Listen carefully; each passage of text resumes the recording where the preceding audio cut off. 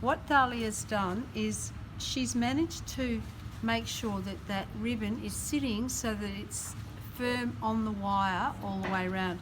So when she distributed the first time, it sat a little bit loose. So we just smoothed it around and just took the fullness and went all the way around. Now, the important thing is these pins now, they don't come out until you've sewn up to them. Because if you do have a bit of fullness now in here, a little bit looseness here, that you've got to stitch it into that area where it is. And don't take the pin out until you've sewn right up to that pin. If you find that there's a little bit of fullness and you move it around, what happens is a little bit of fullness becomes a big bit of fullness, and suddenly you've got a stomach ulcer when you get to this point. Because this is the next thing that we're going to do, is we're going to sew this together. So she's got that pinned together nicely, and so now we slip it off and we just take off a couple of pins. That'll do. We're not taking them all off. And we can see that she's got that pinned and they're wrong sides together. What we need to do then is undo that, and I've squeezed that a little bit so that there's a fold built into that. So then if I do this and I reverse that fold and squeeze that, and if you want to be a bit of a, if you blow into it and squeeze it, it's like a tiny little bit of a steam iron. Look at that, beautiful. Don't tell anyone that your DNA's in your hat. Literally. You can write about it on your website. Okay, and then you squeeze, and then they're beautiful folds, yeah? Now, who's heard of a Mobius strip? Mobius strip's when you get it folded the wrong direction and you get continuous line. I don't know how it works. Okay, we want to make sure that we do the right sides together without getting a twist in there. I did it once and I never want to do it again, and that's why I always mention it every time I teach this. So now we get those two edges together. You may decide to pin it, you don't have to.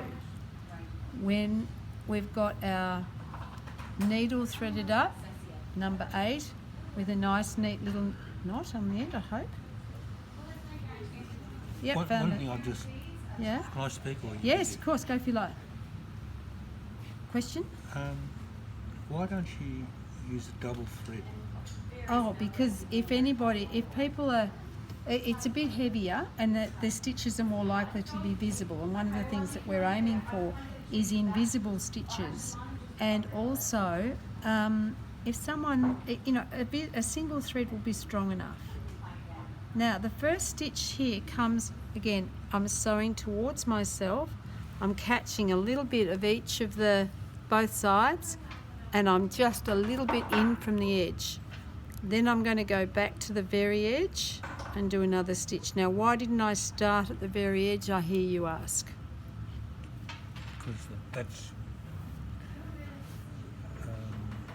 Because that's going to be your sort of pressure point. Well, actually, good comment, and I think you might have a point there. But the thing is, if I've got a little knot there, and I do it in from the edge and then go out to the edge and then come back, I'm not going to have that inadvertently sticking out at any time. So that's the real reason. And now these stitches, they should be close together and they should be short.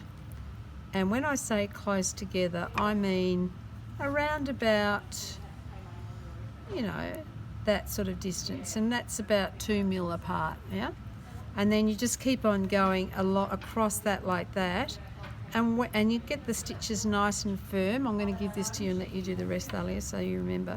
But you do that, and then when you get to the end, you just do a couple of extra stitches just so that it doesn't unravel, and then you can undo it. And when you look in on the other side, can you see that? You can see the stitches, but they're nice and neat and even and the same sort of depth. And that's what you want. And so you need to pull them reasonably firm, and you need them to be nice and short. Thank you. Thank Yeah. you.